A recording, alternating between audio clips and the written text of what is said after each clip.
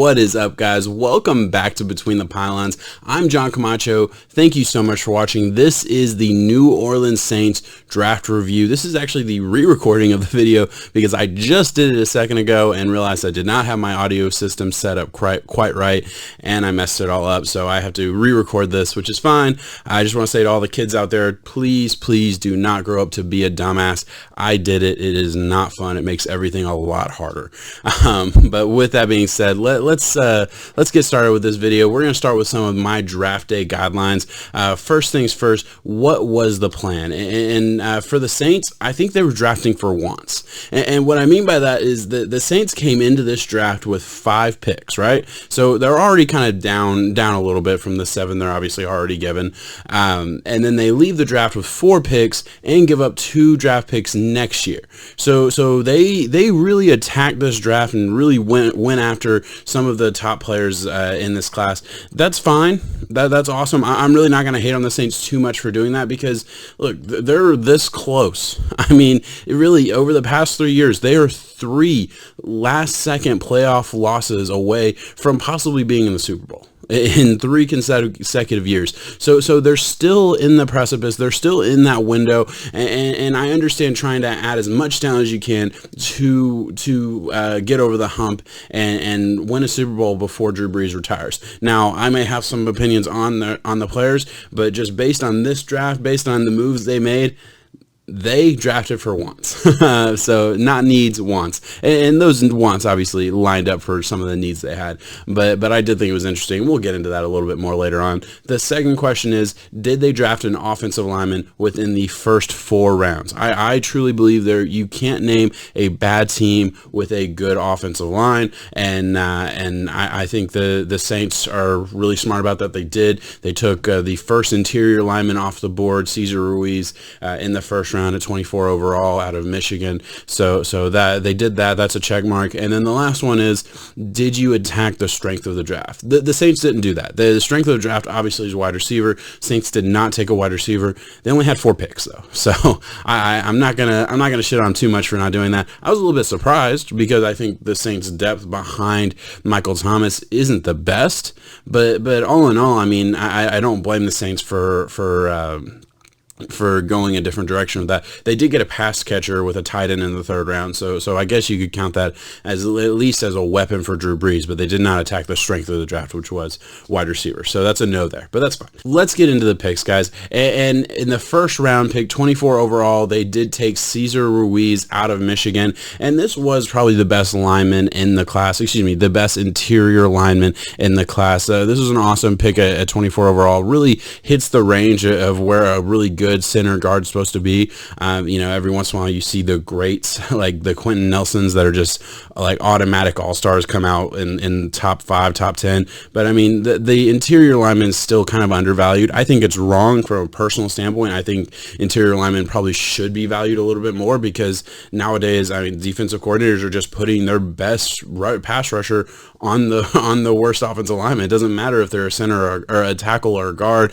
It doesn't matter if they put them at the A gap, B gap, C gap. Doesn't really matter the defense as long as they're getting their best on your worst. That's all the defense tries to do. So I think the value of the tackle position has kind of gone down a little bit, and then the value of that interior line has obviously gone up and kind of evened out to the middle. I value all linemen about the same because of that, and so I think this is an awesome pick, awesome value for the Saints here, and they needed help in the interior offensive line, so I think it works out great. I think he plays guard his first year, and then has the opportunity to move into center in the next couple years. And in the 3rd round, they did trade their 2nd round pick to the Dolphins last year, so they didn't have a 2nd round pick.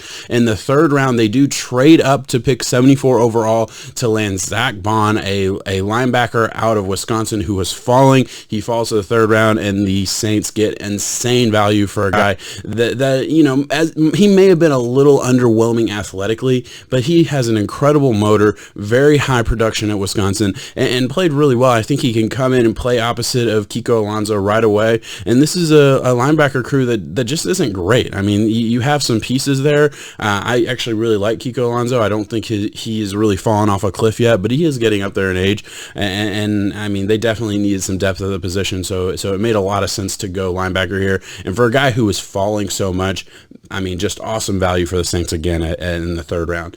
And then with their second third round pick number 105, they do take a shot on tight end Adam Troutman out of Dayton College. And I'm not going to lie to you, I'd have to look it up and tell you where that is because I do not know. But they take a shot on the tight end out of Dayton. So a small school guy who has unreal potential. I watched him a little bit before college, not much because he was just kind of down the list, and I just wanted to get a feel for the type of guy he was. I didn't do a full breakdown on the player, but it just jumps out to you right away that he is just a man among boys. He is a giant on the field, and you can see it on your screen right now. And I actually really like the fit. I think he's going to be able to play behind Cook for the Saints. This was a little bit rich for me. After the draft and preparing for this video, I did go back and watch a little bit more film and try and get like a good understanding. Why are the Saints valuing him here in the third round? They actually traded up to get this pick. So where was the value? And I don't see it. I really don't. And I'm going to talk about the trade a little bit later in this video, and I'll tell you why I really don't agree with the trade. But the value in the bottom of the third round, I can get it. If you need tight end and you're already there and he just falls to you, that's fine. Trading up and giving up the assets they gave to land this guy, they must have really loved him. They must have seen something either, in the interview process or post-draft process that they saw the true potential to be a star, which I do see, but I didn't think it was so much more than maybe some of the other guys that were on the board. But again, after Cole Kmet, I felt like all the tight ends could just be bunched in this weird set, and there's just no way to know who was gonna be undrafted and who was gonna be a second or third round pick. I had guys that I really liked went undrafted, and guys that I really liked went in the third round, second round, and things like that. So it just was a very, very strange array of tight ends, and he just kind of fell right here for the Saints. And like I said before, he's in a great spot. He can sit behind Cook for a year. He can go in on two tight end sets here and there, and he's going to be a big physical dude who can catch the ball over the middle. So I like all of those things. I maybe would have liked the Saints to go to a different direction here, but again, not the end of the world. At the end of the day, I really do just trust Sean Payton when it comes to drafting tight ends or drafting offensive weapons, because Sean Payton is just so good at finding the diamond in the rough and making the most out of the talent he's given. So I'm not gonna shit on the pick because that'll probably come back to bite me in the ass if I did. And all right, guys, let's get into some of the trades. This is where I had a problem with the Saints draft. This is where I didn't understand the value at some points. And like I said at the very beginning, I get that they are this close to being a Super Bowl team. They were this close for the past couple years. So go all in, take your shot. I support it. I always support teams just saying, we're going to push our chips to the table and we're going to try to actually win. I have no problem with that. But I am going to say throughout the video that the value was off because it was. That's just the facts. So with their first trade, they do trade up to 74 overall to land Zach Bond. They give up a third round pick this year, pick 88 overall, and then a 2021 third round pick. They also get a seventh round pick in return to make that trade. So essentially trading two third round picks for one. Don't love the value there. I really don't love the value for a team that needs to move up, that needs to kind of start stockpiling picks and start preparing for that kind of retool period that they're gonna be in pretty soon. I mean, their roster is aging a little bit. I think that third round pick, they're gonna miss it. I feel like they really missed their second round pick this past year that they traded to the Dolphins in last year's draft. They made kind of a similar move last year with the Dolphins, trading up in the second round and then flipping a second round pick the next year to make that move happen. They did a very similar pick here. I don't love the value for trades like that, but it is what it is. I understand going after a guy that they probably did have a high second round grade on, because I watched Zach Bond. I could have easily seen him going in the top 50. He falls all the way to 74, and it just felt like a no-brainer to go grab your guy. So I don't hate the player that they traded up for. I hate the assets that maybe gave up to do it, but that just is what it is. Their second, third round trade, they gave up a fourth round pick, a fifth round pick, a sixth round pick, and a seventh round pick. That's 4 picks to move up back into the third round and land Adam Troutman at 105 overall. That's ridiculous. I'm sorry. And granted, I always say the 7th round pick doesn't count, but that is 4 picks, 4 players for one. And this one is a developmental tight end that, I mean, I would not have been surprised at all if he fell to 130, which was their next pick in the 4th round.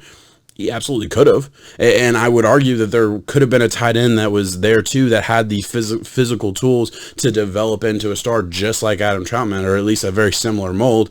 Obviously, the Saints really valued Adam. They went and got their guy. And as I said when I talked about the pick, I trust Sean Payton. So if he sees a diamond in the rough there in the 3rd round, go get him. But giving up that many picks when you're already down in numbers, that just doesn't make sense to me at all. So you essentially gave away the rest of their draft. At that point, they gave away the rest of their draft. They did not have another pick after the 3rd round when they made that trade. Now, they do make one more trade in this draft. They make a trade in the 7th round to land pick number 240 to get a quarterback out of Mississippi State, and they flip a 6th round pick next year to do that. Again, that the value just makes no sense to me, especially to do that for a team that they have 3 quarterbacks on roster. Don't count Taysom Hill as a quarterback. You still have 2. You still have Drew Brees, obviously, and then Jameis Winston, who they signed as a backup, and they gave very, very minimal money to do so. So what is Tommy Stevens here gonna do? I mean, is you drafted him to be a practice squad player essentially, because you're not going to keep 4 quarterbacks on the roster, even if you don't count Taysom Hill as a quarterback, which you shouldn't. He's just a utility guy. You're still probably not going to keep 3 quarterbacks on the roster. So it doesn't make any sense to me to give up a 6th round pick next year to come into a draft to get pick 240 when there's only 255 picks. There's no reason that player couldn't have fallen out of the draft altogether and you signed him in free agency. That's about where the range you were in. So again, don't understand the value.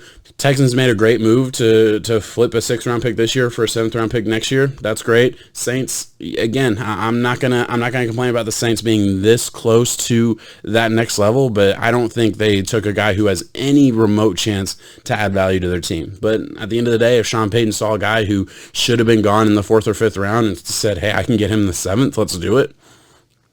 Whatever. That's fine. But all in all, I think my favorite move in this draft was really just their first 2 picks. I loved Cesar Ruiz out of Michigan, and I really like Zach Vaughn out of Wisconsin. I thought those were excellent players that are going to come in and be starters right away. At the end of the day, I kind of gave them crap for the trades they made, the lack of picks that they had. That's just the draft nerd in me saying, no, that's not good value. That cannot sustain long term. But at the end of the day, the Saints have had great drafts the past couple years. They've made good decisions, so I can't completely complain. If they're able to get 2 or possibly 3 starters out of this draft, who cares? That's the goal in any draft. So if you just have less picks and do it, it just means it's just a higher batting average. So I mean that's fine at the end of the day. My least favorite move, you can probably guess. I didn't like their draft day management. I think that's just the best way to put it. I did not think any one of those 3 trades that they made were plus value trades for them. So that just did not make sense to me. Again, the draft nerd in me can't get behind it.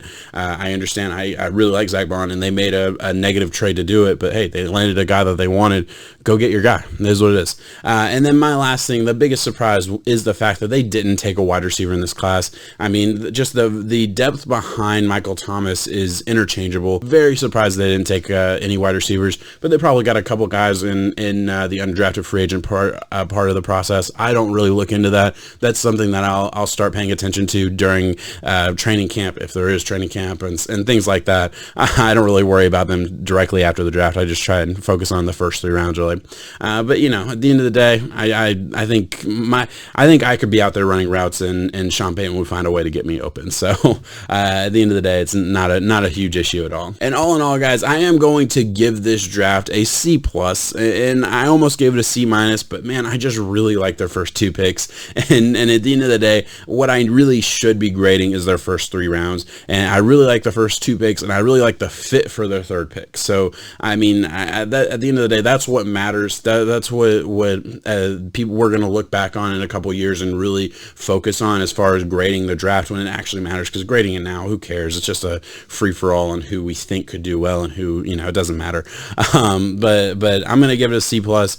Don't love the draft day management. Said that many times. It is what it is. And I like the players. So it just kind of evens out to a C plus. But all right, guys, thank you so much for watching. Please hit that like button, hit the subscribe button, follow the channel because I have a lot more great content coming out. Check out the podcast, Between the Pylons podcast, where we talk football every single week with my good friend Jacob Waters, and come back for more videos, guys. Peace.